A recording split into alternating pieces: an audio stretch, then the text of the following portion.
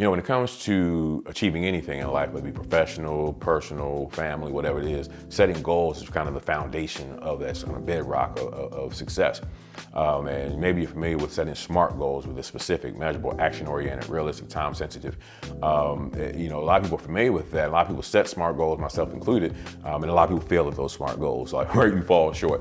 So for me, when I was coming up with setting stupid goals, it was like, well, what is missing from the SMART goals that are causing me not to achieve those goals? How can I set goals that are impossible to quit?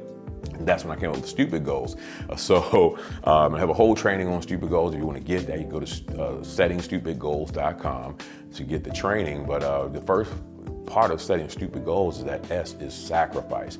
And that's really where so many people fall short on setting goals, is that they don't really take into full account all the sacrifice that goes into achieving your goals. So, you know, any goal that's worth having is going to come with some kind of sacrifice. And what happens typically is that people just think, oh, everyone's going to understand, or you don't really think about all the sacrifice, not just what you have to sacrifice, but what everyone else around you has to sacrifice. So if you're going to miss kids' games for, you know, a season, that's a sacrifice that they need to be aware of, so they're not upset when it happens. You know, if you're going to have to cut back on your spending and your spouse can't have date nights like you normally do, that's a sacrifice that you need to be aware of. And when you really evaluate and really consider all the sacrifices up front, and you're honest about those, and you communicate those sacrifices with all the people involved, all the stakeholders in that goal, then it really makes it a smoother transition. Then you're not smacked in the face once it comes, and now you're like, oh, I'm throwing off track. Oh no, you know, little John's crying because I missed a soccer game, and now I feel guilty, so I'm giving up on my goal.